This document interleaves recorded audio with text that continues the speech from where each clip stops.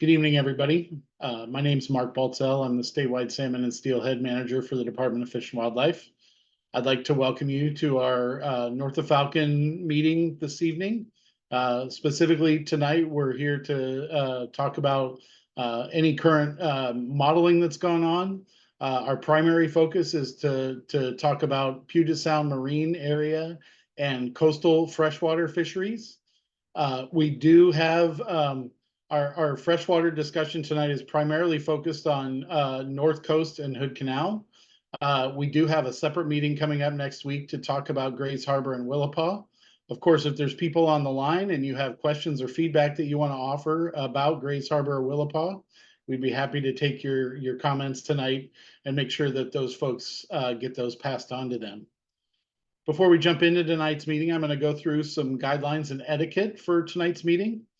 Upon joining, your microphone will be muted automatically. In case of any technical issues during the meeting, notify us in the chat and we'll try to help you. Note that the chat will only be monitored for technical assistance tonight. Public comments are welcome, and we will try to make sure that this is also for our hybrid meeting, so it says in person. All attendees tonight are virtual. Sorry about that. To ask a question or make a comment, please use your device's raised hand feature. If you're on the phone, you dial *9 on Zoom. If you're using a computer, click the hand or reactions icon at the bottom of your screen. During the comment period, the hostess will enable you to unmute yourself. You can then unmute yourself by pressing the mute button on your device or dialing *6 on your phone. Please keep the discussions tonight focused on the agenda items and the questions at hand. Offensive, disrespectful, or derogatory language, including profanity, personal attacks, threats, or insults towards individuals, governments, or organizations, is strictly prohibited. Assume positive intentions from those speaking and listen respectfully. To ensure a balanced discussion, please limit your comments to 2 minutes with one clarifying follow-up question. Please provide constructive feedback regarding the fisheries in which you participate.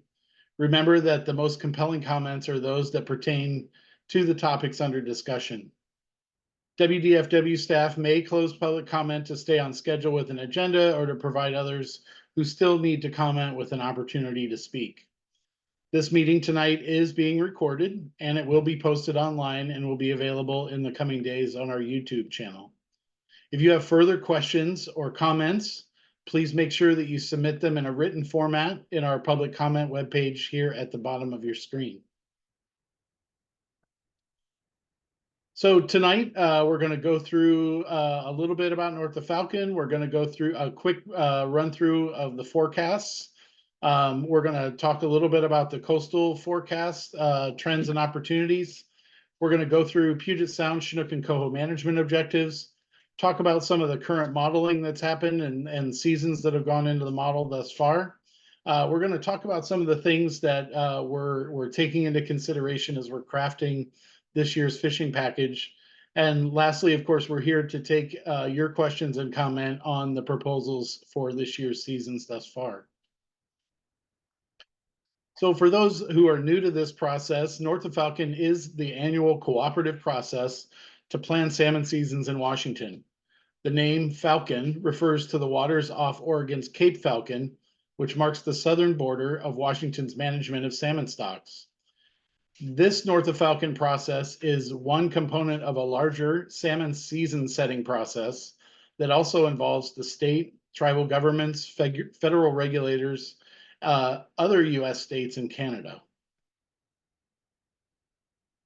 So what guides us as we go through this season setting process?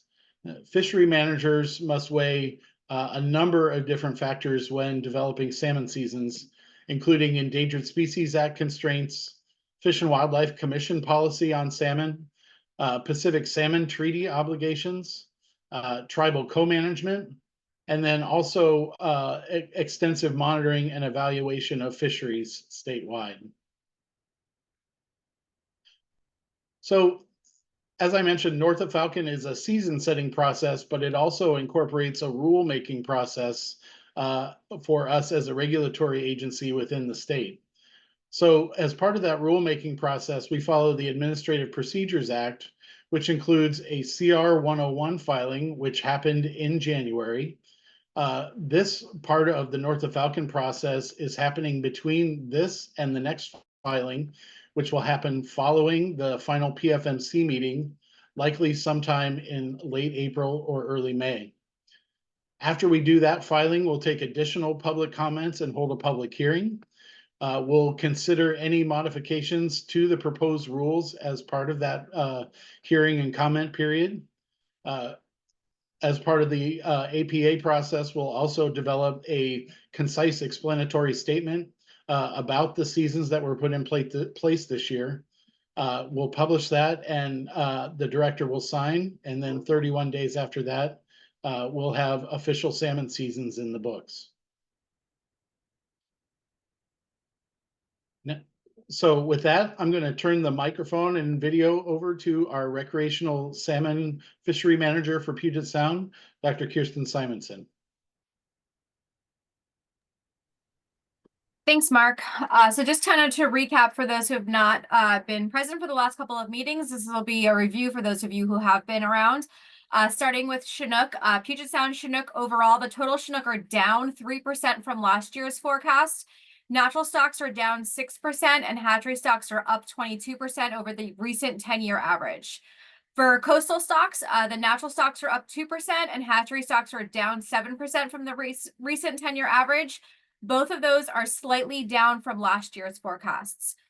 For Columbia River, the forecasts for spring and summer Chinook are less than the 2023 forecasts and similar to the actual returns. For the lower river hatchery and upriver bright stocks, those are similar relative to last year's forecasts. The Bonneville Pool hatchery forecast is slightly less than last year's forecasts. Switching to coho, Puget Sound coho overall are down 5% from last year's forecast. Both natural and hatchery stocks are up significantly from the 10-year average, which does include those poor years of coho in around 2015. But natural stocks are up about 15% and hatchery stocks are up about 43% from the most recent 10-year average. For coastal coho stocks, natural stocks are up about 15% and hatchery stocks are up about 52% from the most recent 10-year average. Natural and hatchery stocks are both down about 22% from last year's forecasts. And down in the Columbia River, the coho forecast methodology was changed starting this year and therefore cannot be compared to previous forecasts. For anybody who's interested in more information on the Columbia River, there are some upcoming meetings that I'll probably dive more in depth into that. So if we switch to chum forecasts, the natural stocks for Puget Sound are down about 25% and the hatchery stocks are down about 46% from the recent 10-year average. The total Puget Sound fall chum forecast is about 818,000 fish for this year.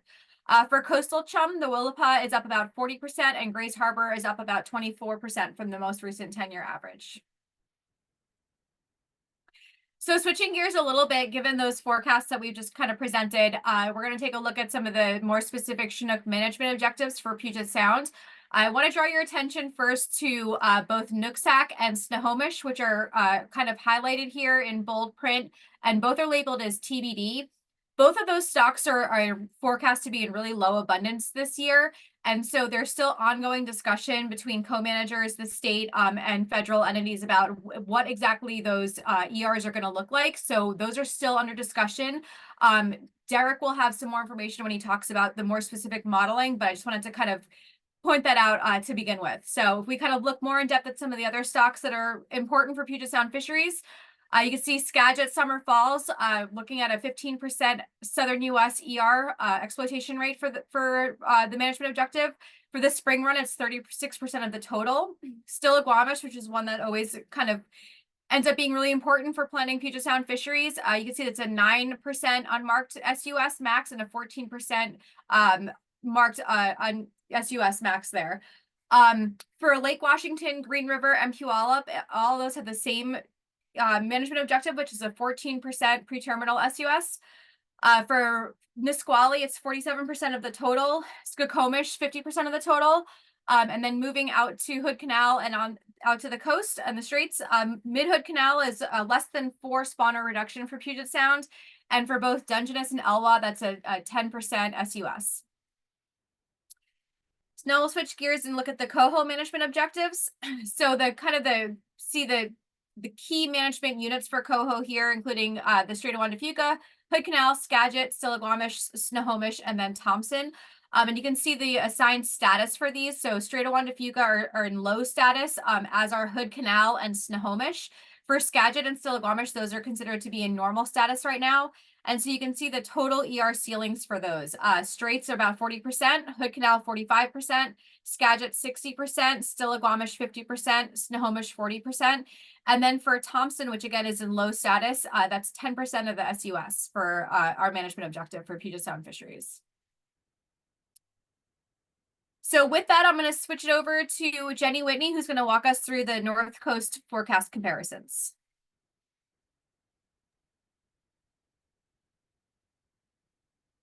Hi. So comparing the 23 to 2024 forecasts, wild fall Chinook is up, as our wild spring Chinook a little bit, and wild fall coho are down. The forecasts are in units of ocean age 3, so not necessarily what's expected back at the terminal run for coho.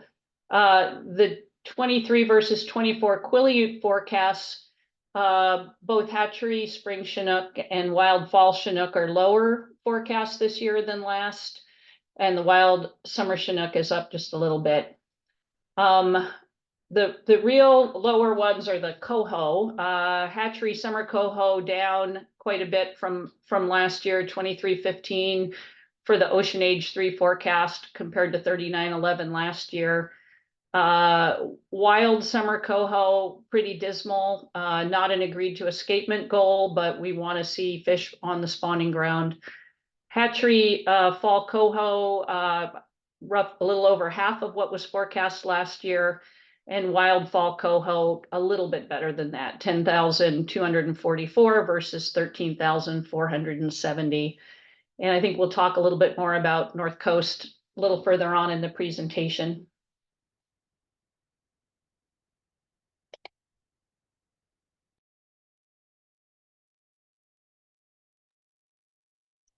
Sorry, or now. The escapement goals for Quileute summer Chinook, there's a guideline of 1,200 fish, and so the forecast this year is above that, but not by a lot. Quileute natural fall Chinook have a escapement goal of either 3,000 or 60% of the run. Ho natural spring summer Chinook, 900 or 69% of the run size, whichever is greater. Ho natural fall Chinook, 1,200 fish on the spawning ground or 60% of the run size. Solduck natural summers, I guess I jumped the gun on that one a little bit. We do not have an established goal, but recent work has suggested 900 to 1,200 fish as a guideline. For the wild fall coho, 6,300 to 15,800 is the range for spawning escapement, with 6,300 being sort of the lower end of what you want to see. And ho natural coho, 2,000 to 5,000.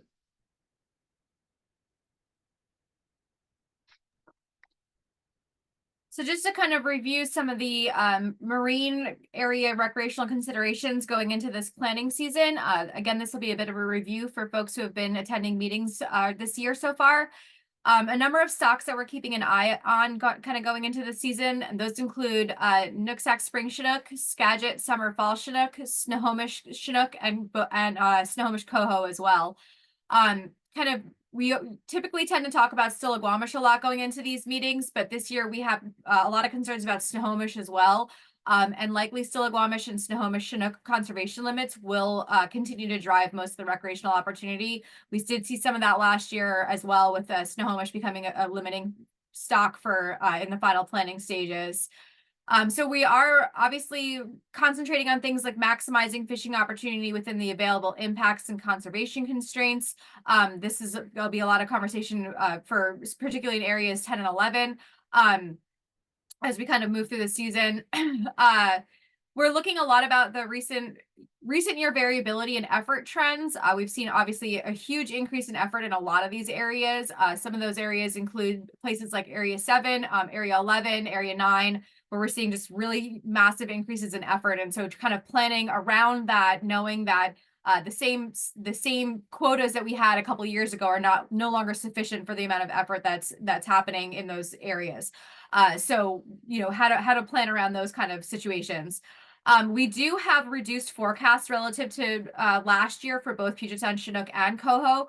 There was pretty high Coho returns coming in last year, and those numbers are all decreased from this year. And Chinook obviously is the big conversation where those stocks are slightly down from last year. So just again, things to consider. And then finally, environmental concerns. We are in a current El Nino situation. It is a strong El Nino, although it is forecast to kind of dissipate as the year goes on. That does not mean that the conditions right now are great for our fish that are out in the ocean. And then, of course, the continued patterns of droughts and floods that we've seen in recent history that could be affecting kind of returning fish and out migrating juveniles. So with that, if we go to the next slide, I'm going to turn it over to Derek Dapp, who's going to kind of walk us through some of the ocean quotas and some of the modeling results this far. So Dr. Dapp, take it away. Thank you, Kirsten. And as we're moving into North of Falcon, as we're going through the modeling process, there are a few different stages and milestones as we move through the process. One of the first milestones that we have is a range of alternatives for ocean options for coastal fisheries. And the way that we portray that is as an alternative 1, which is a high ocean option, alternative 2, which is a medium ocean option, and alternative 3, which is a low ocean option. On screen now, you can see the non-treaty ocean quota for Chinook and Coho under these 3 different alternatives. You'll notice that for Chinook, the alternatives are relatively similar to what they were last year. For reference, last year we ended at 78,000 as a non-treaty quota in the ocean. For Chinook, the abundances of Columbia stocks are pretty similar to what they were last year, a slight increase. However, you'll notice for Coho, there are decreases in all 3 ocean options, and that represents a reduced forecast we have for some of the Columbia River Coho stocks. If we can move to the next slide, please. Looking at that preliminary ocean modeling, we have a number of stocks that we're looking at. Particularly for Chinook, the stock that tends to drive ocean fisheries is the lower Columbia natural tules. And this year we have a 41% total exploitation rate objective. That differs a little bit from recent years where we've had a 38% objective. Coming out of our high ocean option runs for Chinook, we're currently at 40.6%, so underneath that objective. For Coho, the stock that I would turn our attention to this year is Quileute fall natural Coho, where we have a management objective of 39% on the total exploitation rate. And out of these initial high ocean option runs, we're at 42.6%. I would note that in that set of Coho runs, we haven't made any updates to the freshwater fisheries yet. This is just looking at the ocean options at the moment. And another thing that I would point out here, just so that folks aren't confused, this set of model runs that we're looking at on screen, this is just with the ocean options updated. We will look at a set of model runs in a second where we've updated Puget Sound in addition. So when we look at those Puget Sound runs, one thing that Ty might point out for us is the interior Fraser River, the Thompson Coho, where we have a 10% southern U.S. Exploitation rate objective, and we're at 9.8% in this set of runs, but we go slightly over in the high ocean option when we get to the Puget Sound runs. If we could go to the next slide, please. So on screen here, this is a combination of the high ocean alternative and putting in the first Puget Sound fisheries for 2024. There are a number of stocks that are highlighted red here, and there are a number of things to talk about on this screen right here. So Kirsten had spoken a little bit to Nooksack. One thing I'd point out for Nooksack is when you look at the escapement, particularly of the North Fork, Middle Fork stock, the wild component, it's at 29 fish, which is the lowest we've seen historically forecast for that stock. It's in quite a bad situation, and we're discussing with our co-managers what an appropriate management objective might be for that stock at the moment.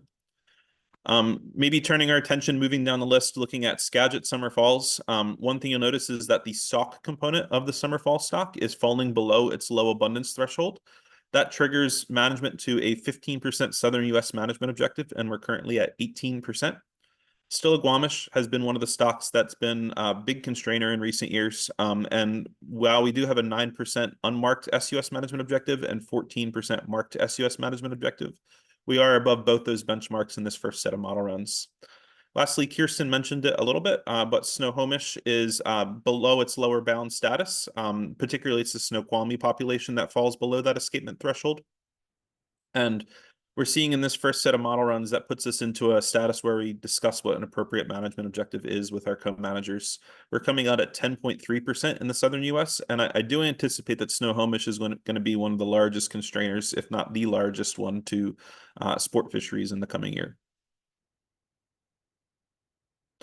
So moving into some of the Mid and South Sound and Hood Canal and Strait stocks, I think that two of the things that I would highlight here is, first of all, Nisqually coming out slightly above its 47% total objective, and Skokomish coming out slightly above its 50% total objective at 47.8 and 52.3% respectively.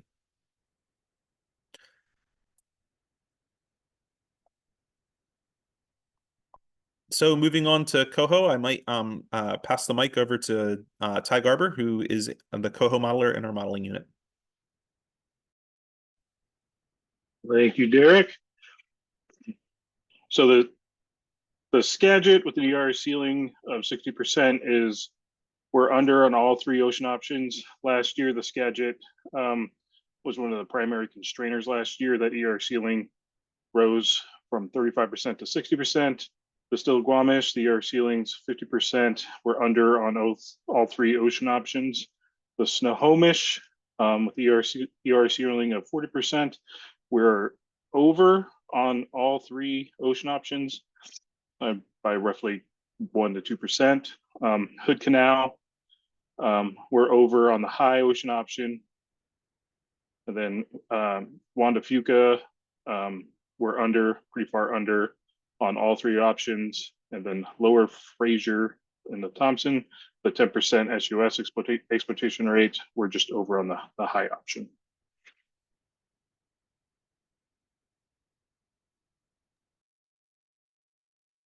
Thanks, Derek and Ty. So I'm going to walk through some of the current status of the proposed seasons as of right now that came out of North of Falcon 1. So you can see this is the Chinook proposed season matrix that's on the screen right now. So not a whole lot is different for Chinook seasons this year as compared to last year. You'll see areas 5 and 6 looking really similar, with the Chinook season for mark selective Chinook fishing in July and then the first half of August. And then we have the winter season looking, as of right now, kind of the same as it did for this year. We did move that fishery to April 1 through 30th this year, but right now it's planned out for those 2 months in March and April.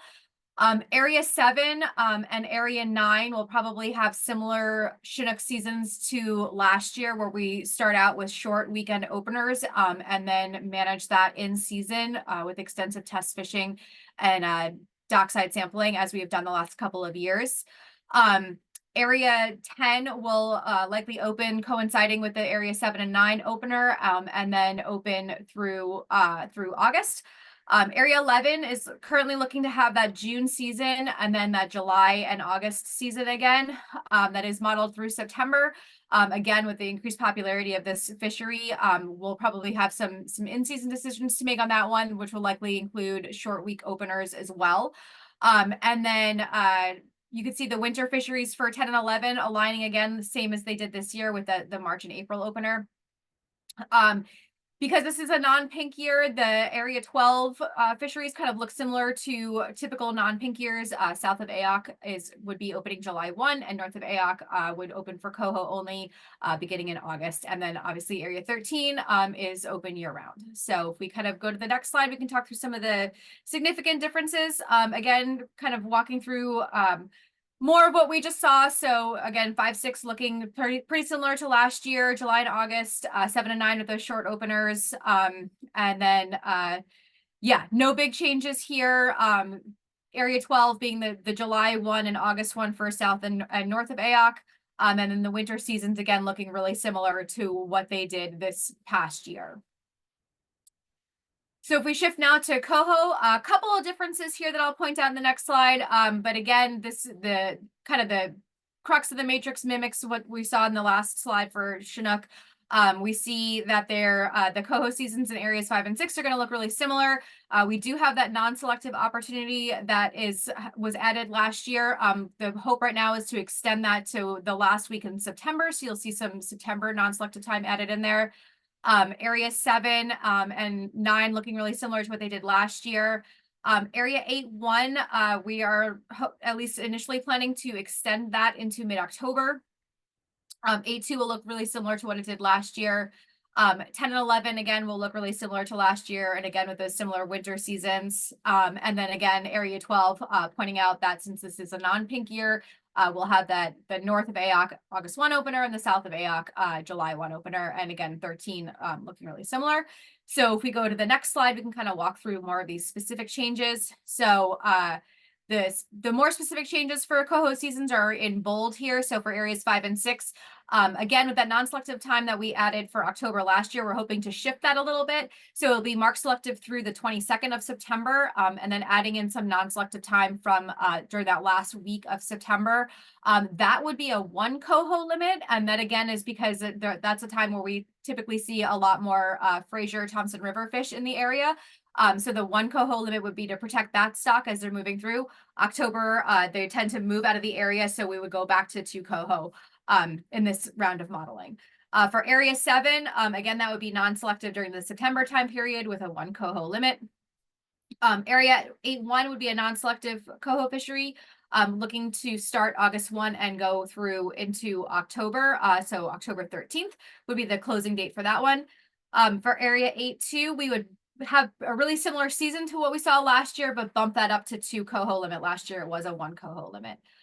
For area 9, that would be a mark selective fishery through the end of September, and then go non-selective for the last week of September through the beginning part of October. That one only had about 2 weeks of non-selective time last year, from I think it was the 17th through the end of September. So a little bit more non-selective time added in for area 9, and that would be a 1 coho limit for that one. And then area 10 and 11, we are looking to add some additional coho fishing to those areas. That would be the first part of November. And then again, area 12 looking pretty typical for a non-pink year, and then area 13, no changes there. So just some kind of overarching freshwater fishery considerations to think about going into this year. Most rivers are expected to have similar opportunities to 2023. So seasons will look pretty similar. For the Snohomish, there is continued poor stock performance, and that will likely result in similar season structure to 2023, speaking specifically to the Chinook, natural Chinook stocks for Snohomish. And then there's been some concerns regarding unruly fisheries in recent history. Those include areas like the Cascade, Green, Mintner, the Nasal, Nisqually, Puyallup, Quilcene, and Samish rivers. And so there are some considerations for a range of possible gear or retention rule changes to kind of combat that unruly fisheries behavior. So with that, we'll move to the next slide.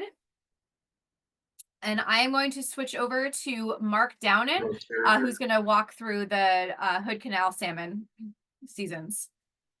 Thank you, Kirsten. So freshwater opportunities in Hood Canal are shaping up very similarly to what we had back in 2023. I'm going to start with the Big Quilcene River, and I want to just make the comment here that prior to 2023, we had a fairly stable fishing situation from the Rogers Street bridge to the 101 bridge. We opened from August 16th through the end of October with a coho limit of 4. However, we had situations where snagging and conflict with tribal fisheries led us in a different direction. And subsequently in 2023, we moved to a different approach where we opened from the mouth to the 101 bridge for the last 2 weeks of August with the same coho limit. And then after September 1st, we closed the section from the mouth to the downstream terminus of the WDFW easement, which is at about river mile 1.7. And we were only open in September and October from the downstream terminus of the upstream of the WDFW easement to the 101 bridge. So we're also proposing that same fishing structure for 2024 that we did in 2023. We feel like it was a fairly effective way to actually increase opportunity in late August and give a good opportunity to fish that lower 6/10 of a mile in the quill scene on the hatchery fish that come in early and bright, and then close in that lower river and just open the upper half of the river for the remainder of the season. Moving down to the Dosey Wallops and Duckabush rivers, the lower reaches of those rivers have been open from the 1st of November through the 15th of December for chum with a daily limit of 2, and we expect that to continue into the 2024 season. And the Skokomish River, the Tahuya River, and the Dawato River will all be closed for salmon for various reasons that are ongoing. The reservation boundary dispute continues to be a subject of discussion at the policy level. I do know that we're having government-to-government meetings with the tribes, and then private property and access issues in the lower Tahuya have made the coho fishery there an untenable situation. And then lastly, the Dawato River, where we have a very imperiled population of summer chum that's been deemed necessary for recovery under ESA. We just have to take every possible step we can to maintain that population. So that pretty much sums up the Hood Canal situation.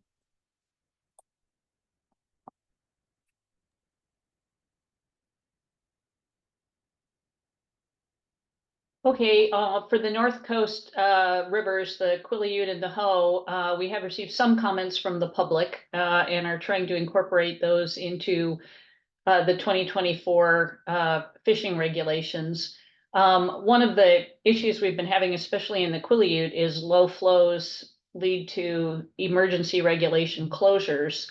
And what we've heard from a number of anglers is the goal of prioritizing a full season over having a larger bag limit. Other suggestions we've heard are keep bait an option for sole duck spring Chinook fishery. Consider the possibility of having a wild Chinook annual retention limit per angler, annual limit. Another possibility was having a flow dependent sort of a bag limit where have a trigger flow where if the flow is above a certain height on one of the river gauges, have a larger bag limit, and if it goes below, have a smaller one. We are likely or possibly going to have a mark selective fishery in the Quileute system this year, partly depending on ocean fisheries and modeling, but that's a possibility. And then another suggestion was to bring back the treble hook. Right now we have one single point barbless hook, and there's been comments about having that be one hook, but allowing treble hooks. So let's see, next slide. Some considerations for those fisheries are in the Hoh River, not enough fish to have a spring summer Chinook directed fishery. The escapement goal is 900 fish, and the forecast is a little bit above that. But for wild fall Chinook and wild fall coho, those are above the escapement goal. Might need to reduce the bag limit to 1 fish this year. Will depend on modeling. Last year it was 2 fish, no more than 1 Chinook. So that is a possibility in the Hoh system. Next slide. In the Quileute for Chinook, the forecast for the wild fall Chinook of 85.52 terminal run is less than last year's forecast. There are about 3,421 coming back or that are harvestable. So that will allow for probably a one Chinook limit as in past years. For the coho, for wild fall coho, the forecast is below what it was last year, and that was the one we were talking about. Might need to do a mark selective fishery in the fall. The last year, the hatchery runs in the Quileute system came back well below forecast for both summer and fall coho, and also for spring Chinook.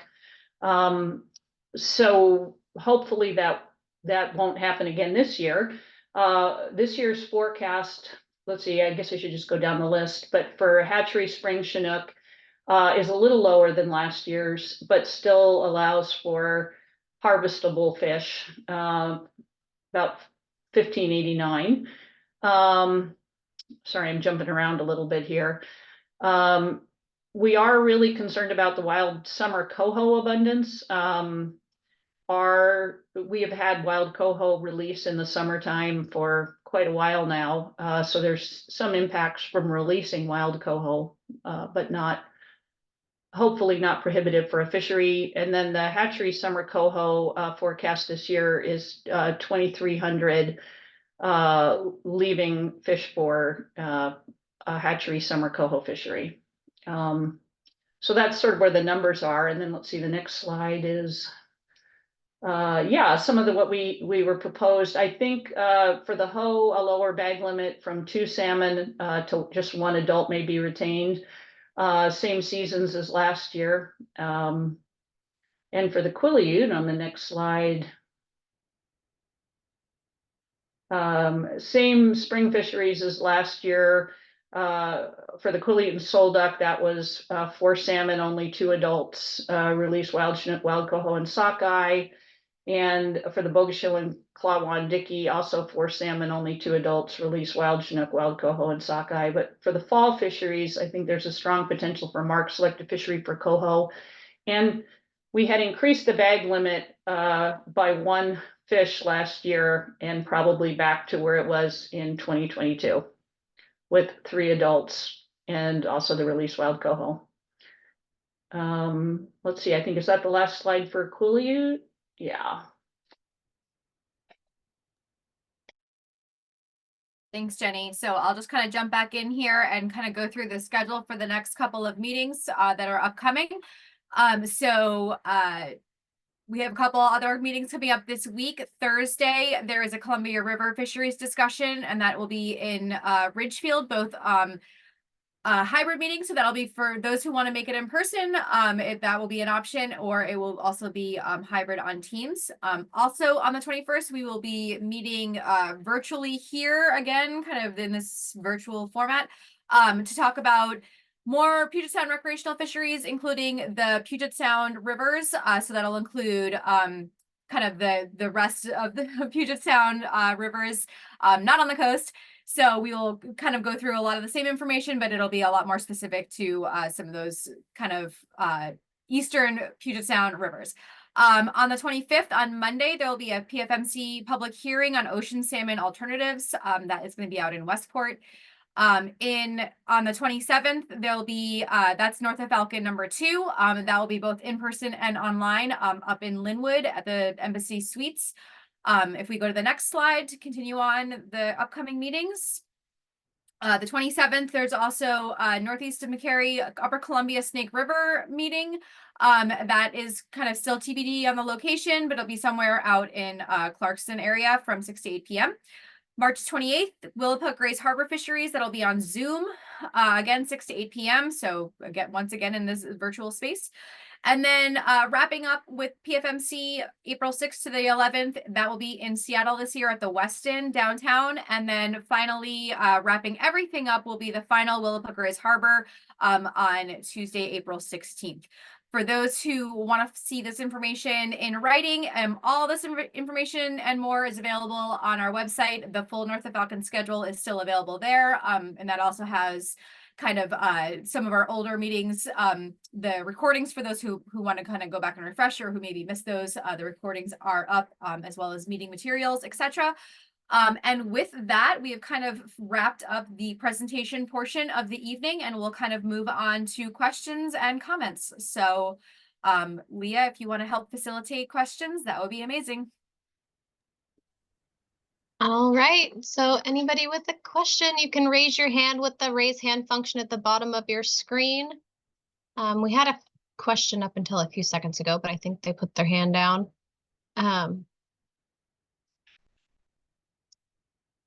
No questions yet. Slow crowd tonight. Oh, and we have a hand from Art. Art, go ahead.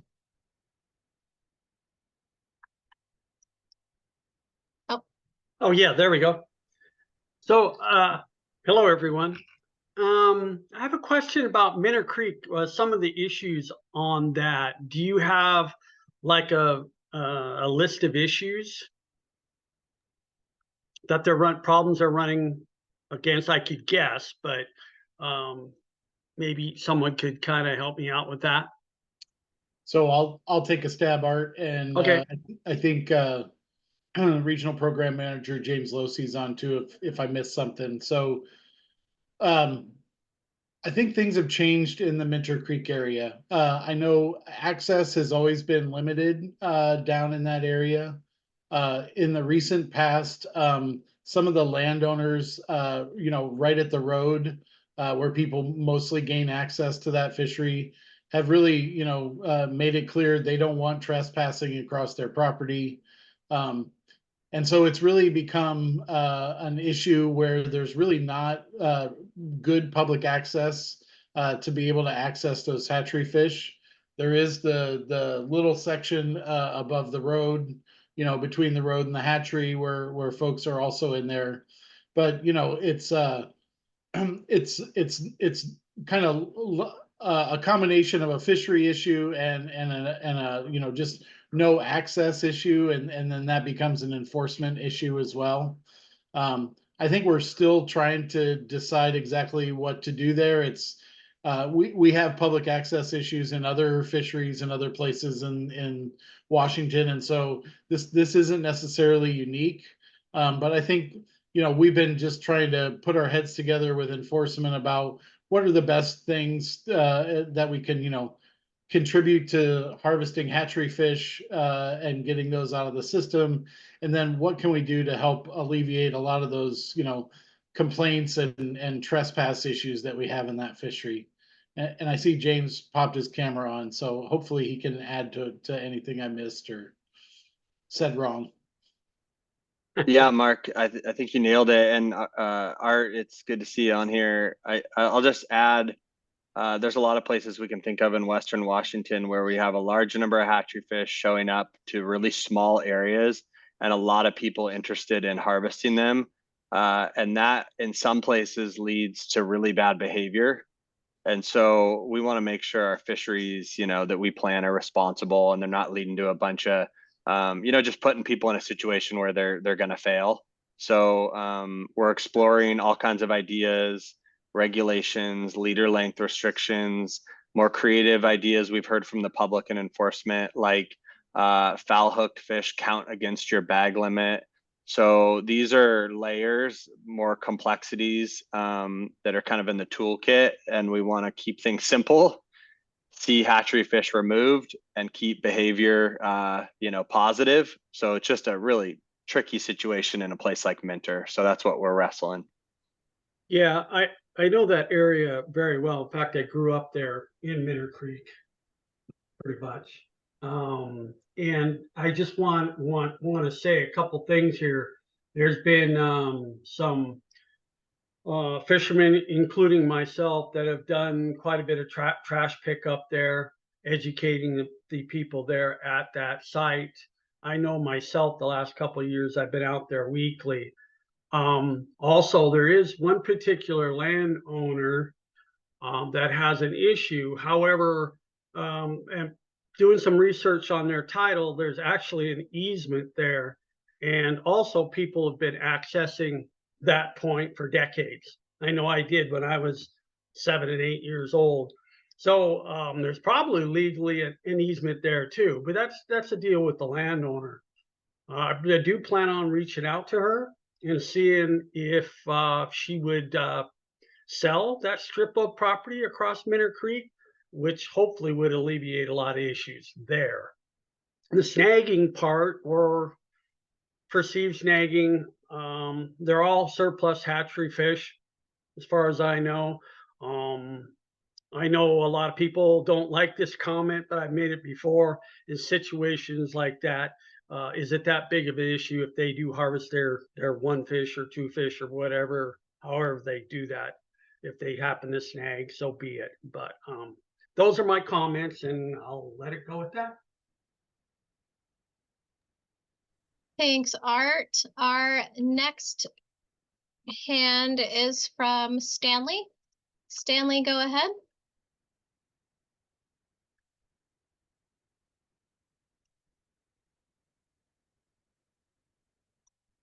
Okay, I don't know if Stanley can ask a question again. Oh, I think he unmuted, but he's back to mute. Sorry, guys. Okay, let's go with Gabe. Gabe, go ahead. Yeah, thanks. So I see in the proposed coho modeling chart that Area 7 looks like it's NS or non-select for the entire season for coho, starting in July, but then down below that in the proposed seasons and modeling, it's basically showing it's similar to last year with non-select in September. I'm guessing it's just non-select in September, but I wanted to confirm that. Yeah, that's my bad. That's probably a typo on my part. I was working on this afternoon in between a bunch of other things. So that's my bad. I'll make sure that gets corrected before we get it up on the website. It should be marked selective for the first part of the season and then go to non-selective for September. So apologies for that. That's on me just a typo, and I'll get that corrected before it gets up online. Good catch, Gabe. Thanks. Appreciate that. Roger that. Thank you. Okay, our next hand is from Mara. Mara, go ahead. Yeah, thank you. This is a question for Jenny, I think, and it's about the Quileute River. I am interested if you could talk a little bit more about your plans for in-season management of the early fall fishery there, kind of specifically in response to low flows and kind of increasing issues with Chinook salmon getting corked up in the river there until the fall rains come. I'm just kind of curious, could you talk a bit more about plans for in-season management there to protect that run? Yeah, sure. So we're having conversations with our tribal co-managers in the Quileute tribe. What has been happening in recent years when the river flows are low is that the fall fish especially come into the river and they hang out in the Quileute itself. They don't move up into the tributaries. Sport impacts are generally much lower during those low flow times. Our anglers are often fishing in those tributaries and those fish are not showing up, and tribal impacts can be higher in those times when all the fish are corked up in a small area. The real challenge is that the average harvest rates that we use for weeks of harvest don't apply very well when the fish are not moving upriver when they come in. I think one thing we would like to try and do is the model has been in the past that tribal and state fisheries open and close together, and that the realization is we may have very different goals for our two fisheries, with sport anglers expressing a preference for full season over a higher bag limit. We do have fall creel in the Quileute now, so we are able to in-season monitor our impacts on those fall run fish, and the tribe has good catch accounting in their fisheries as well. So I don't know, Mara, how it is all going to come together this year, but there is an awareness that I think we need to have those discussions and possibly move forward in a different way. James might have more to add to this discussion as well. Is that kind of where you were heading with that? Jenny, I don't have anything to add. Thanks. Okay. Did that answer your question, Mara? Yes, thank you. Thank you, Mara. Our next hand is from Robert. Robert, go ahead. Thank you.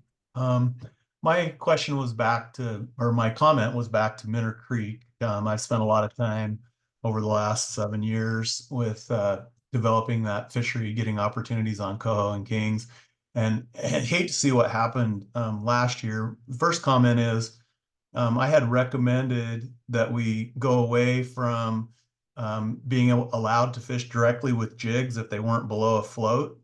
And policy did not want to do that. I still would recommend that because it would stop people from just taking a ½ ounce or an ounce jig and having a small amount of line out and putting it in front of a fish's face and ripping on them. So I wanted to make that proposal again. And then the second thing was there's an adverse protection law. It's called trespass or intent intervent in Washington, where if there has been access, whether not at the property owner's will, it still establishes a public access across a property. I did share that with Gabe Maddow when I talked to him and asked that he talk with the legal folks in the department, because I think we have the right to have access because it has been there for so long, as Art talked about. He's been over there longer than probably any of us because he grew up there, and he has seen that access point has been available for a really long time. And I just wanted to say the department needs to look into that. I also have tried to educate and have spent multiple days over there with our club cleaning up, trying to keep it nice, and it did make it a lot better. So I hate to see us lose an opportunity on that many hatchery fish. Thank you. Hey, if I could, Kirsten, if you don't mind me responding to Rob there. Rob, really appreciate seeing you on this call and jumping in, and also appreciate the help of Puget Sound anglers and others that have supported that fishery in the past. So we totally recognize you guys pitching in. And then got your proposal on the bobber. Appreciate that. And then just wanted to flag so everybody knows, Gabe Madel, the district biologist for South Puget Sound. Man, he's spent so many hours putting up signs, talking with landowners, securing new access spots that then anglers use, and then those access spots close following the behavior. So this is really complex. Folks like Art and Rob and others that have used this fishery for decades know that the agency struggled with it. We've closed it. We've slowly opened it back up with the support of folks like you, Rob, and others. So we have not found the perfect solution yet. We know that. So creative thinking like you're doing is really helpful. So keep coming to us with ideas, and folks like Gabe and others will chase them down. So appreciate it. Okay, our next hand is from Austin. Austin, go ahead. Hey folks, you guys got me there? Yeah, we got you. Hey, so my question is related to the Green River. I'm here in Seattle. I fish Elliott Bay and up into the Green River quite a bit. Thank you for sharing modeling on Chinook and coho. My question is, as we've seen with Governor Inslee's mandates on increased hatchery production of Chinook, hatchery marked Chinook smolt releases, I think the state went to 200% production, and the tribe went to like something like they added 400%, so they're at like 700% production or some large number like that. And we're at the beginning years of return. Where are we seeing anticipating bag limits for harvesting those? I came into the meeting about 15 minutes late, so I don't know if you had a chance yet to talk about the eBay fishery, Elliott Bay fishery, the in-river fishery. So please talk about that a little bit, and then what that's going to look like in the future as these large out migrations of smolt come back. We're going to see a huge abundance. Are we modeling this year to allow for more take in saltwater? Are we modeling this year for increased take in river? Is that coming at the next meeting? And then my other question would be, what are these behaviors that I'm hearing about on the green? I know that there are certain spots on the green that congregate bank anglers.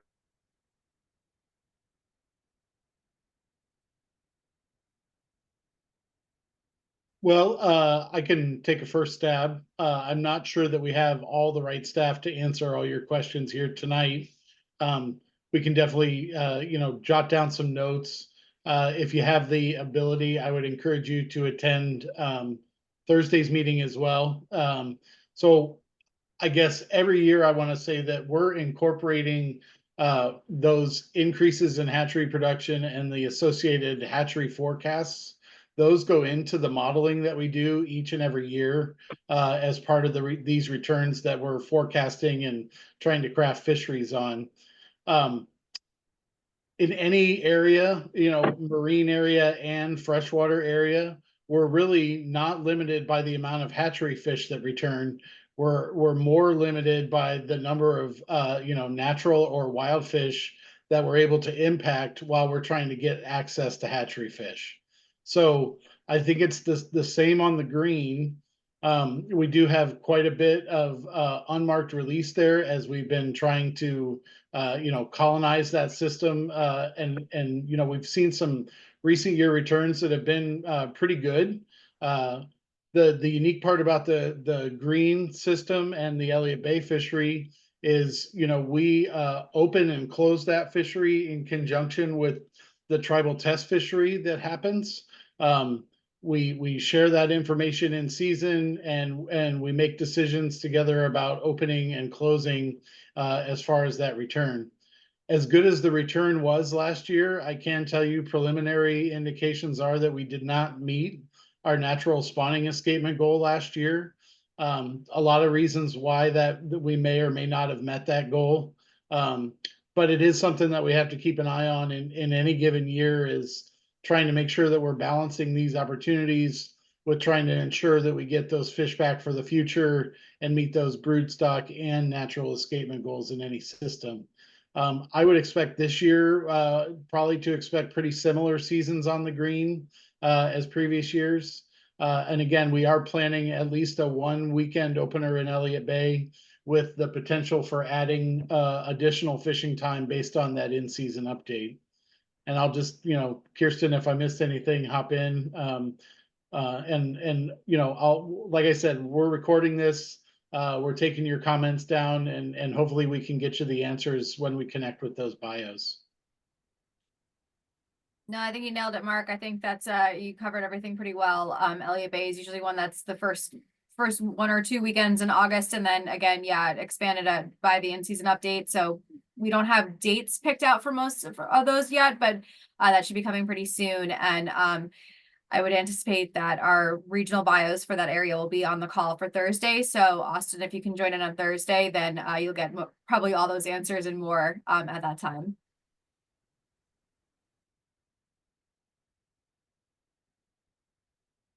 Okay, our next hand is from Bob. Bob, go ahead. Yeah, thanks guys, appreciate it. My comments are regarding coastal North Coast fisheries. I agree with the 1 limit fish in the hoe. I know the Quileute one is a little concerning if we're going to talk about mark select only. There really isn't any mark select cohos in the Bogus Eel or the Kalawa, so there's really no coho fishing there to be had. And if we go to mark select in the Quileute system, basically all your coho fishing is going to be in the Sole Duck and in the Quileute. That really concerns me with leaving the other rivers open for Chinook. If all we're going to do is fish the Kalawa and the Bogus Eel for Chinook, that's concerning for me. Having a 1 fish limit in there, just 1 period fish, I think alleviates some of the problem. If we try to protect these cohos, but then we don't protect the kings, in a couple of years, we're going to be doing the same thing with kings. And so I'm a little concerned that we're looking at that. If we're going to do that, I'm really a proponent of the annual limit of maybe 3 Chinook in the Quileute system and maybe 2 out of the hoe. I would also really look at looking at no eggs in there You know, you talk about unruly fishermen in these other places. I think even though it's legal for people to continue to just catch and release salmon, I think it's unruly when they're using floats and eggs and catching, you know, sitting on Chinook holes and catching one after another until their arms are sore. I think that's unruly too, when we're looking at a low number of, I mean, both our cohos and our Chinooks are on the lower side. And so I think protection for both of those. If we're not going to go to no eggs, then I would say you at least have to look at maybe, you know, alluding back to Mara's comments about the low water situation that we continue to have year after year here recently, that maybe we look at no bait until October 15th. You know, so when the water is low and those fish are trapped, we can keep people off of them. Hooking and releasing them too many times with bait is not really healthy for them. So I would hope that we can maybe manage in there somewhere a one fish limit across the board, cohos included in there. And hopefully that can happen maybe in looking at the ocean fisheries, allowing some more fish to get back to the river system there. So that would be that. And then on the spring Chinook fishery, I'm still a little concerned with, you know, we closed last year and your forecast is even lower this year. And with our snowpack, odds are that river's going to be really low, like really low. So I personally look at more of having like a one fish limit for spring Chinook, which would ensure that we would have a whole season and not be shut down partway through it due to low waters and low fish getting back to our hatchery, right? Last year, the water was so low, the fish never made it to the hatchery till way late in the season. And I know that's one of the ways that we gauge where our spring Chinook are. If they're not making to the hatchery by a certain day, then we get to worried about the run.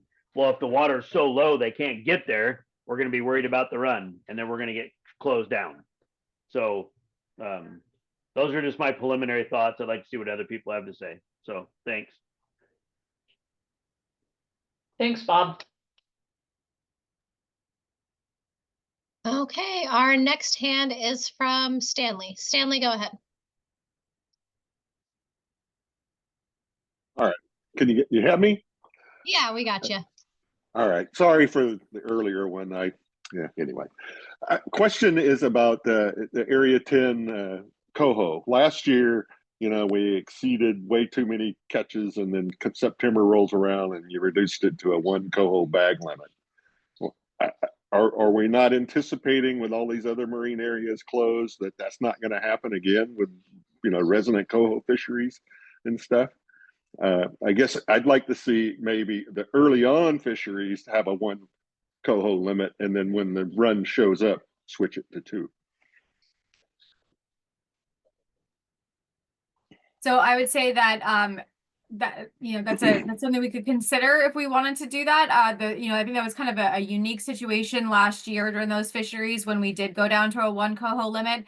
And it was because of, you know, just that anomalously high catch. It was like something like 250% or over 250% of what we anticipated to catch in Area 10 during the month of July and August. So that was the reason for that. And there were some concerns over some stocks stocks of concern in that area. We have less concerns about those stocks going into this year, number one. And number two, I think that was just kind of a really anomalous year in terms of the coho catch. So I would say that we don't have plans to do that. But it'll just kind of be a wait and see kind of thing to see how that fishery goes. I mean, it's kind of the first time we've really had to do that, you know, in recent history with that fishery. I wouldn't anticipate having to make that decision again, but again, like we won't really know that until we see how that fishery is shaping up.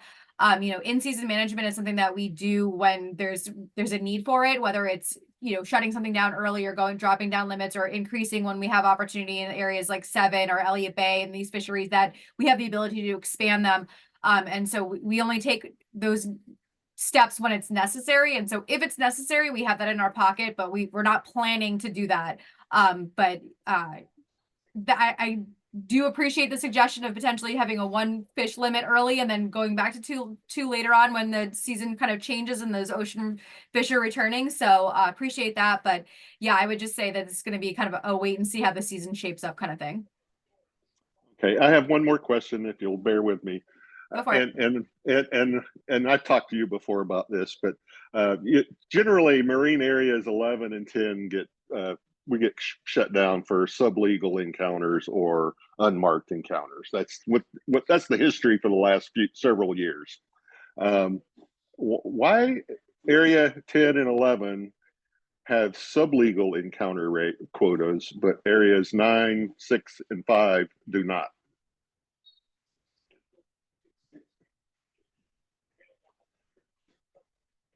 I know I'm not going to be popular for the question, but I think it's what's fair, it's fair. So, well, I'll tell you exactly why, and it's really has to do with what it takes to get agreement to get our fisheries on the water.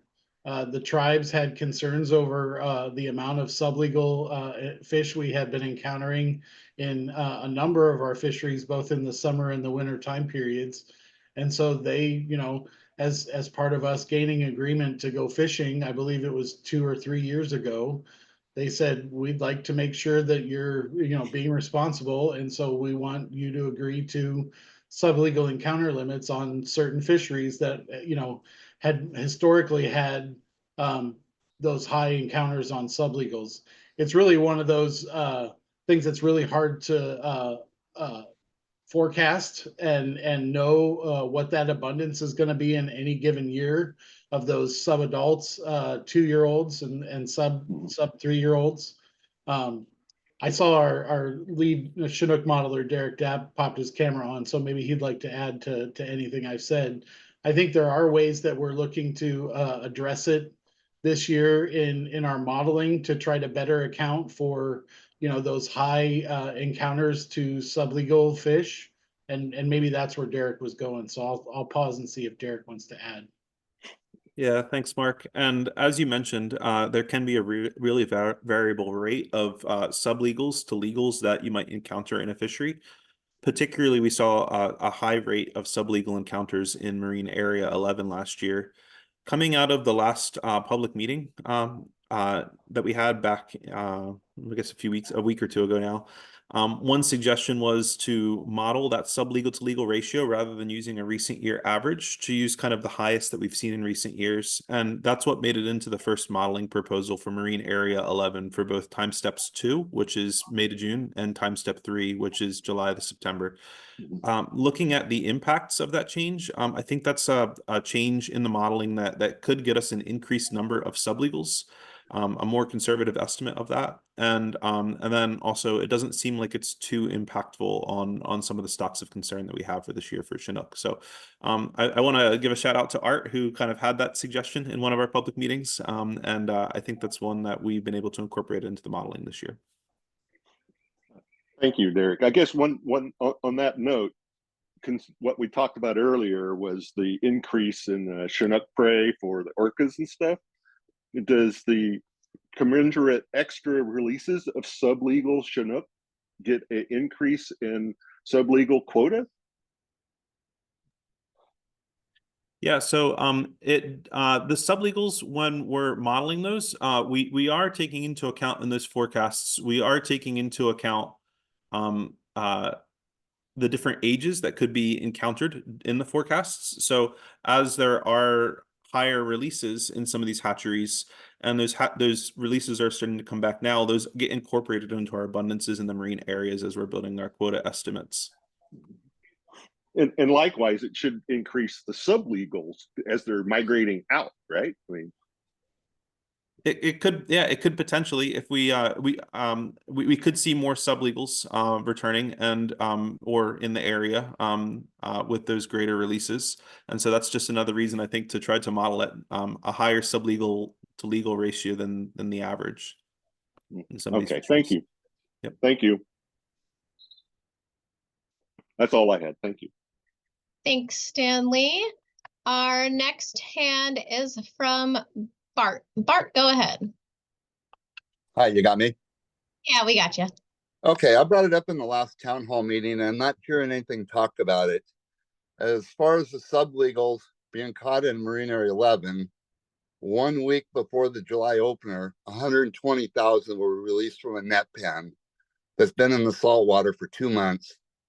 And Area 11, I'm not a hydrologist, but it's like a big toilet bowl in there. The water just kind of circulates. I bet that a majority of those sublegal fish were released from the net pens. This has been going on for what, 5 years now? 2 years at Narrows Marina, 3 years, I believe, at Point Defiance. If we're releasing all these sublegal fish that are already acclimated to the saltwater looking for feed, what do you think is going to happen? They're going to be caught. And until we get rid of the sublegal encounters, especially of marked fish, this problem is going to be ongoing. Does anybody have a response to that? I think if you're talking about the fish that are released from the net pen, those fish are really small. I would be really surprised if any of those fish were caught as part of the sublegal encounters in the Area 11 fishery. Well, I believe that the fish per pound is higher from the net pen fish from when I was feeding them than it was from the hatchery. Potentially, but you're still talking about really small fish. I would be really, really surprised if any of those were caught as part of that fishery. The majority of the fish in terms of the sizes that we saw were probably 2-year-olds, which would still be significantly larger than any of the fish that came out of the net pen. But a 2-year-old Chinook is, that's a sublegal fish, but it's a big enough fish to be preying on things that you would be having, trolling in the water for catching adults. So I would be really, really surprised if that was the cause of that. Because those, you're talking about juvenile fish at that point in time, which is not what we're seeing in any of the fisheries. It's not what we saw being caught in the test fisheries. It's not what we saw, saw dockside or heard from anybody that we know that's out there. I'd be really, really surprised if that was the cause of the sublegal encounters. And the other thing that I want to point out is that the biggest reason for the issues in Area 11 last year had a lot more to do with unmarked fish than it did. There was sublegal rates were really high, and that was what the initial closure was. But we also were really high on our unmarked encounter limits, and that was one of the big pushes to have to be able to keep that area closed, was because of those unmarked encounter limits as well. So with only 25% of our catch quota obtained, and we're talking wild fish or restricting parameters, it sounds like we're kind of ass backwards here. If we're catching more unclipped fish than we are clipped fish, and I don't believe that anybody's reporting the size of subjuvenile fish that are being caught. I beg to differ when I see that many fish released within a week of the season opening, and you're trying to say that we're not catching those fish. Well, some of us aren't, but a lot of them are, obviously, because we got 8 days on the water and that was it. And historically, that Area 11 was open 300 days a year. So it's a big change. And I don't buy that we're not catching those fish that are being released out of the net pen. Well, we do have length information from the test fishery. So we do know what those sizes of sublegal fish are. So we have detailed size data for a lot of those, and the test fishers mimic what's happening with the fleet. So that should be, it's typically a pretty good representation based on other data that we have of what's going on out there. And again, those fish that are being released from the net pen are really, really, really small. Okay, sure. Thanks, Bart. Our next hand is from E. E, go ahead. Hello, I'm here. I guess like the last two speakers, I'm concerned about Marine Area 11 again, and just making sure that we prevent what happened last year from occurring in Marine Area 11 this year, when we basically had to close the season right as the ocean fish came. So I guess one question is, how are we going to make sure we can access the migratory Chinook in late July and early August in 11? And then I would pose an opinion that I'm very comfortable keeping Marine Area 11 closed at the beginning of July and opening it in late July, if that's what it takes to access the true, good-sized ocean Chinook that returned to 11 late in July and early in August. That's my comment and question.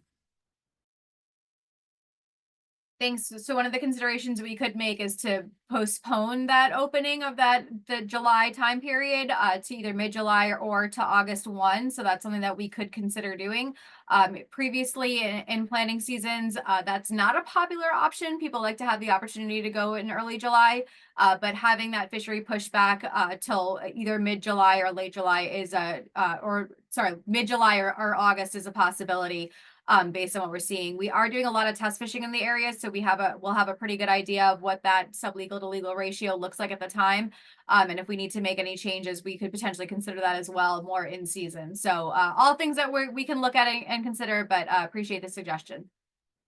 Well, I think sorry if I'm still available to speak. I'm curious about what we're going to do to, if the season in 11 is the same as last year, how are we ensuring that the same thing doesn't happen again when 75% of our quota of real fish is unharvested?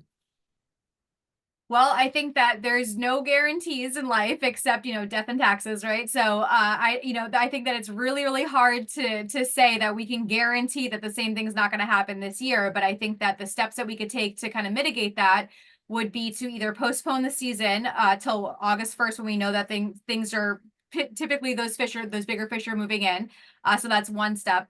And then we could continue with our consideration of shorter openings so that we can kind of keep an eye on things and, be able to make those changes in season. If we see that there's a high sublegal numbers, we can make those decisions to pause earlier in the season and then reopen when we think that it's going to be more larger fish prevalent. So these are all things that we can consider. I think last year was a really anomalous year for that fishery and what we saw there in terms of the number of sublegals that we saw and the number of unmarked fish that we saw in the area. So I think that what we can do is just take that information and figure out ways that we can kind of use that to our advantage, knowing that we're collecting this data to be able to make changes in season to make sure that we're open for those later time periods in the summer when folks want to be out there. So are there guarantees? No, but there's certainly things that we can look at. So Kirsten, can I jump in here for a second? Absolutely. So thanks again for the question. I would encourage you to check out our website on the North of Falcon website. We produced a handout last week for the North of Falcon 1 meeting that outlined a really simplistic proposal for how we may approach areas 10 and 11 this year. And I'm going to give Kirsten some grace because she was on vacation last week when we put it out in the public eye. So she's probably not fully aware of everything that went on last week, having been on a really warm tropical place, not thinking about fish last week. So I would encourage you to check that out. I think we also may have a website link up that's really a more extensive analysis of the work that was done by our modeling and evaluation team. Ty Garber, our coho modeler, and our mark selective fisheries biologist, Sarah Richardson, did a bunch of work looking at a lot of historic data from that fishery. And really, we think that with some additional test fishing information, we can publish a date specific that we would open. But using test fishing information, we can also inform when those legal marked proportions are kind of what we would expect from the modeling and potentially open earlier, right? So for instance, we could publish a July 25th opening date, and that's going to be an opening date no matter what. But if we get test fishing information that says, hey, you could open July 12th and still, you got good legal mark rates, that's something we might consider as well. So we may have a shorter published season, but actually get more time on the water just based on what that test fishing information tells us. So it's one idea we're considering.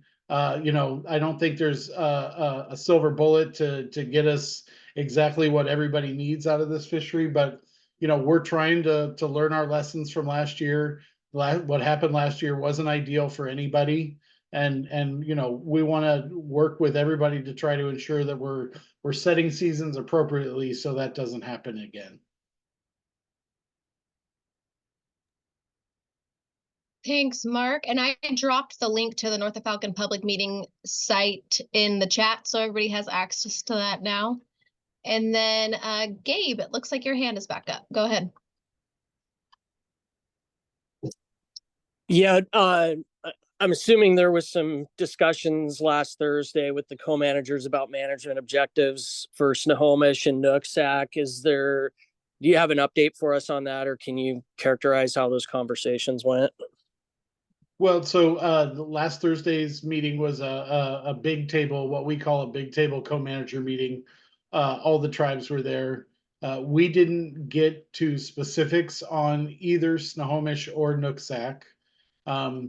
We talked about all the driver stocks with all the tribes. We talked about what the current modeling results were. I think everybody, both on the tribal side and the state side, know that what's on the table right now isn't we're gonna end up with. I think everybody has that understanding that there's gonna need to be additional fishery shaping that happens. We have had a couple of different regional meetings with Lummi and Nooksack, the Nooksack regional co-managers. I think they've been informative, but we're not at a place yet where we have kind of an agreed to objective for this year for that system. I think we're closer than we were, but we're not there yet. Hopefully we'll get there by next week's North of Falcon meeting, I think would be our hope. And then on the Snohomish is a little different. I think actually Derek and our modeling team have a technical meeting scheduled for either tomorrow or Thursday with those regional co-manager technical staff. I think they're going to walk through a bunch of different information related to what the models are saying around fisheries and impacts and how those are distributed. And then I think we have a policy follow-up to try to wrestle an objective down to the ground there. I think just if folks are trying to look at all the numbers and try to figure it out, we know that at the low threshold for Snohomish is 8.3. The co-managers have pretty much agreed we want to be somewhere south of 8.3, but we don't know what that means. And I believe in the current modeling we're at like 10.7. So I think there's still quite a bit of ways to go. But again, these fish are affected by Canadian fisheries, northern fisheries, ocean and Puget Sound fisheries. So I don't think there's an expectation at this point that it's gonna just come out of the river or it's just gonna come out of marine areas. I think there's a realization that it's gonna be everybody contributing to meet both the Nooksack and the Snohomish objectives. Okay, thank you. I don't want to get in the weeds on co-manager fisheries and go down an unproductive rabbit hole, but was the initial modeling package that was presented similar to what we've seen in years past?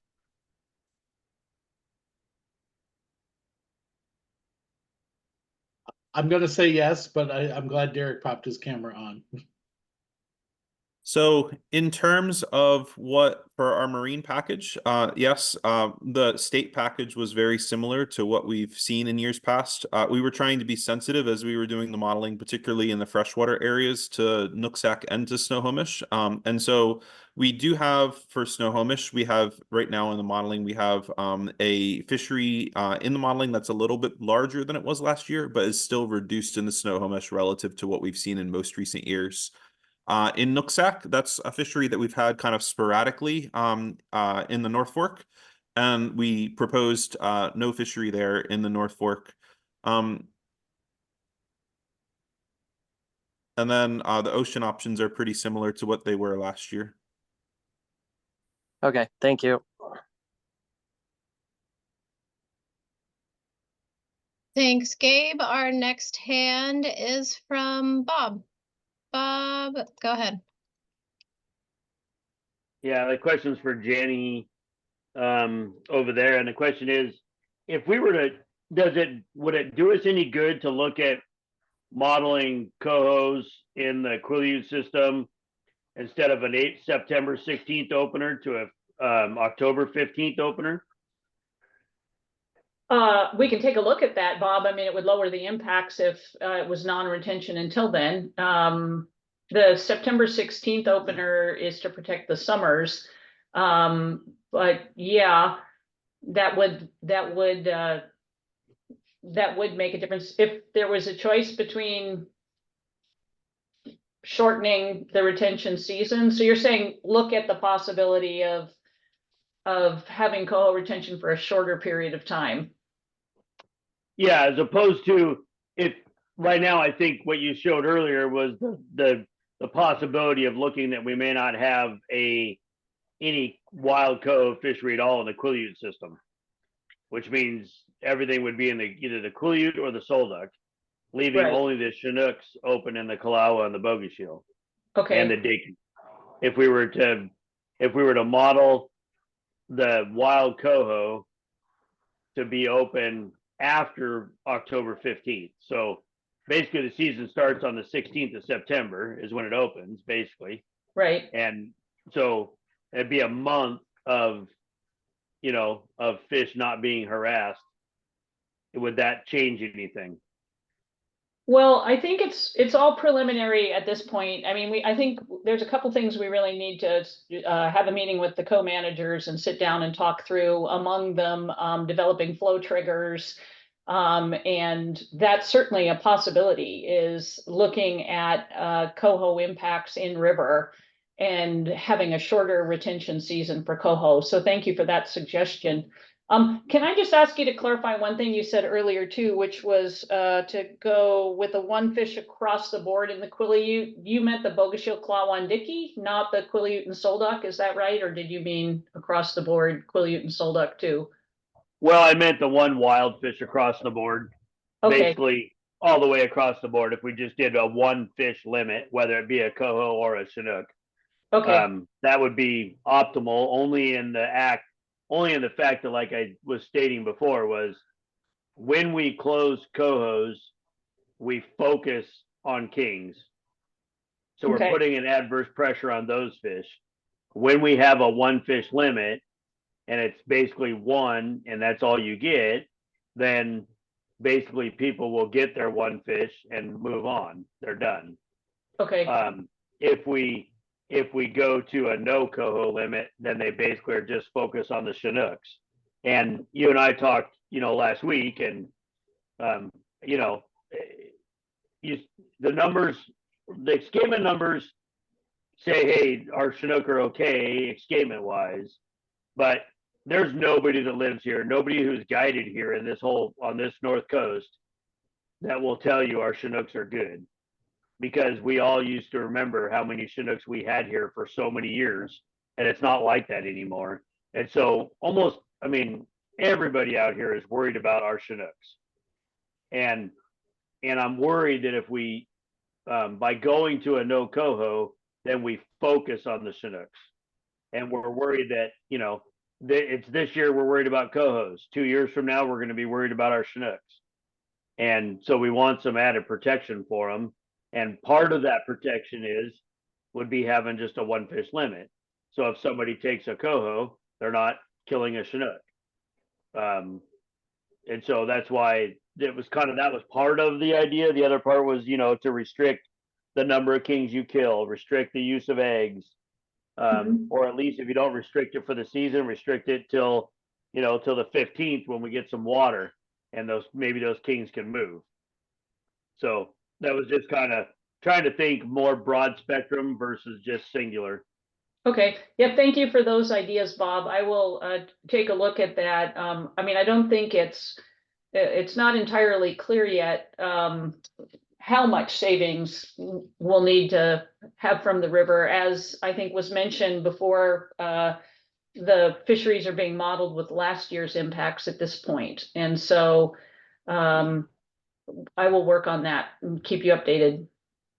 All right. Thank you very much. Appreciate it. Thanks, Bob. That was our last hand for right now.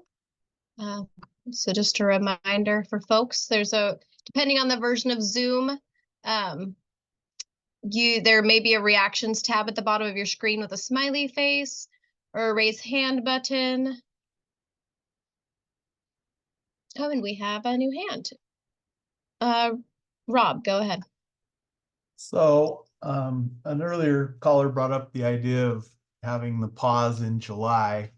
I see some advantages with that if it allows us to extend the season. I did have a question for Derek with regards to, did we model impacts into the season this year in Area 11 so that we'll be able to fish for coho?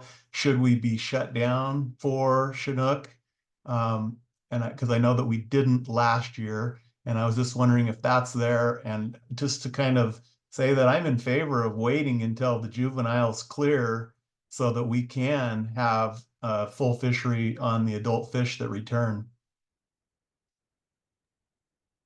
Yes, Rob, we built in extra impacts for coho in August. Excellent. And I appreciate Ty thinking of a kind of out of the box thing and modeling it. And I did look at that at last week's meeting, and I thought that it was an idea that should get us additional days on the water, which is what we want. And I certainly don't want to open before Area 10 opens, because then that brings added pressure into 11. And it would be, you know, if we don't, even if we do go with July, I think we ought to open it to coincide with Area 10.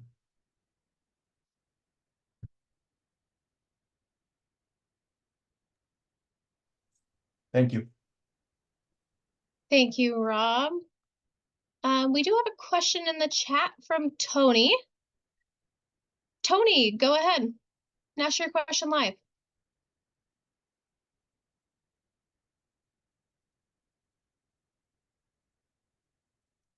Tony, you should be able to unmute yourself.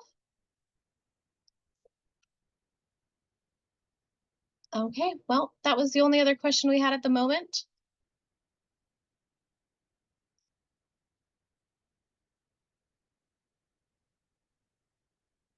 I'm not seeing any other hands.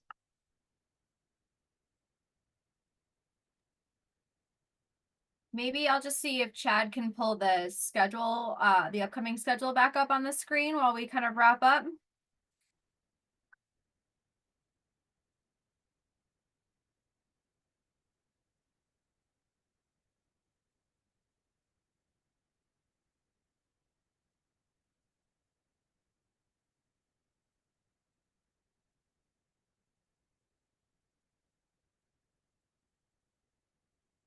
Thanks, Chad. So just wanted to remind folks of the upcoming schedule.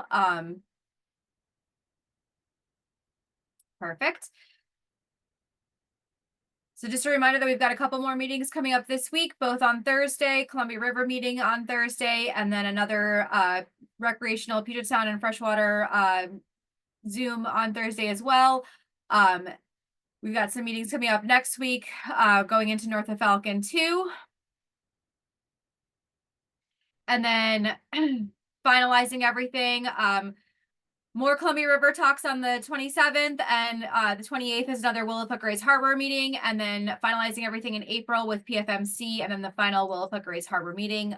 Again, the information on the screen right now gives us the full North of Falcon schedule, as well as the online commenting period, and some other information as well. So if folks have any other questions that have come up after this meeting, that online commenting portal is a good way to go about it.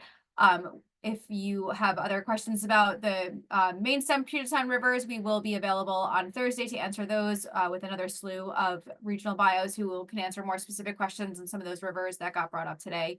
So if there's no other questions, then we can kind of wrap up for this evening and just say thanks to everybody for joining us.